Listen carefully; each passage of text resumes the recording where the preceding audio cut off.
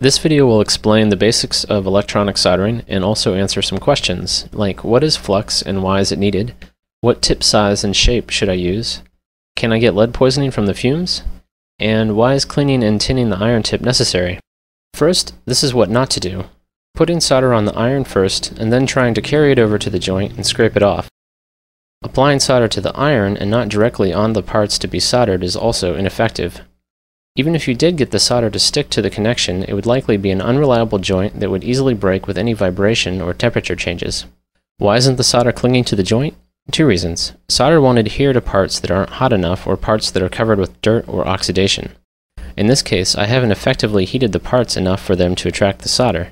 Also, although you can't see it, a layer of oxidation, basically rust, is covering the parts, solder, and iron tip, and it's preventing the solder from wetting or sticking to anything. Unfortunately, almost all metals oxidize, and they oxidize much faster at higher temperatures. This is problematic because soldering occurs at higher temperatures, and solder won't adhere to oxides. The solution? Something called flux. It's basically a weak acid that removes oxides and is so essential for soldering that most solder wire has a core of flux built inside of it. After it removes oxides, flux acts as a placeholder to keep oxygen away until solder displaces it. It also reduces the surface tension of solder to help it spread, and acts as a blanket to help distribute heat. In the video, by putting solder on the iron tip first, the flux inside boiled off before I even touched the joint, and you could see the difficulty of soldering without flux. When you apply fresh solder to an iron, the fumes are actually from the flux boiling, not the lead. Lead boils at over 3000 degrees Fahrenheit, and typical soldering temperatures are only between 600 and 750 degrees. However, if you do get the solder past 850 degrees, the lead will more readily atomize in the small particles that will indeed float in the fumes. You're unlikely to get lead poisoning from soldering at typical temperatures, but the fumes are still not harmless. Long-term exposure to solder fumes has been cited as one of the leading causes of occupational asthma. Here's the correct way to solder a joint. First, I recommend using a clamp to hold the work and clinching or bending the component leads so that it doesn't move while you're soldering. Also, clip the leads before soldering because doing so afterwards can crack joints. In some cases, you may need to clean the surfaces with fine grit sandpaper if they're heavily oxidized. Also, make sure there's no grease or dirt. Flux can only remove small amounts of oxides.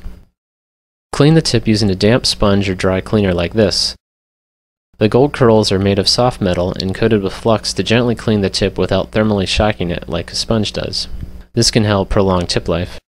It's important to have a clean tip because oxides and charcoal flux residues significantly reduce the tip's ability to heat up the connection. These oxides become harder with time and heat, so it's a good idea to clean the tip every time you pick up the iron. Now add a small amount of solder back to the tip. This is called tinning the tip, and it helps to transfer heat to the joint and also protect the tip from oxidizing. Now place the iron so that it can heat up both the component and the pad, and add a small amount of solder in between the tip and connection like so.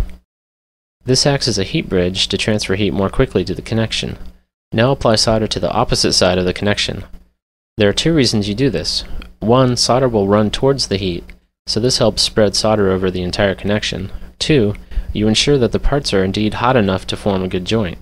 In a good joint, solder doesn't just freeze around the components, it actually forms a metallurgical bond with them. Tin in the solder chemically reacts with copper in the connection to form a connecting layer. This only happens if the components are hot enough, and you ensure this by melting the solder directly on them. Try to keep a fresh supply of flux in the connection by continuously adding solder. Remove the solder wire and then the iron shortly after. Cover the iron tip thoroughly with solder before putting it back in its stand to keep the iron tip from oxidizing. Ideally, the connection should take only about 2 to 5 seconds to make for typical small components. If you're using lead-free solder, it'll take longer because the solder doesn't wet or cling to metals as quickly. The solder should almost wick into the joints. If it seems to be repelled, chances are the parts aren't hot enough or clean enough. This water droplet on hydrophobic sand is an extreme case of non-wetting. In the electronics industry, an oftentimes hidden cost of components is their solderability, or how easily the solder will cling to them. Components that have been sitting on the shelf for a long time build up oxidation layers that can make soldering very difficult and require more aggressive fluxes. In general, you want to solder quickly because joints become more brittle the longer they're heated. Parts can also overheat. It's a good idea to add a heatsink in between the joint and component for especially sensitive parts like some diodes and transistors. Finally, excess heat can cause the pads and traces to detach from the board. After the joint is made, it's a good idea to clean it with alcohol or some other cleaner to remove flux residues, which can be corrosive and eat away at the board over time. This pump bottle conveniently dispenses a small amount of alcohol when pressed down by the brush and keeps the remainder from evaporating. Some fluxes are labeled no clean and may not require cleaning, and others may require water instead of alcohol. See the manufacturer's recommendations. The ideal amount of solder will be enough to thoroughly cover the joint, but still let you see the outline of the wires and sides so you can make sure the solder adhered to them correctly.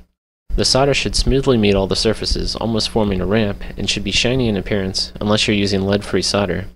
If the joint is dull and the solder didn't smoothly meet the surfaces, chances are you have what's called a cold joint, where either the target parts weren't hot enough or they were dirty or oxidized, and the solder didn't bond with the metal. It's important that the joint not move while the solder is cooling, otherwise you may get a joint with a rough surface that looks disturbed or cracked.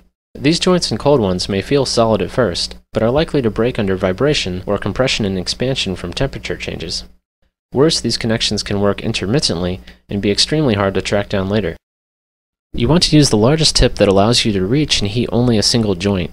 As a rule of thumb, choose one that's slightly smaller than the pad you're soldering to. A larger tip helps transfer heat faster and also acts as a larger reservoir of heat so the tip doesn't cool off while a joint is being made. A chisel-shaped tip can heat faster because it has a greater surface area with which to contact the parts. More pictures and videos can be found at curiousinventor.com/howtosolder. Corrections and feedback are appreciated.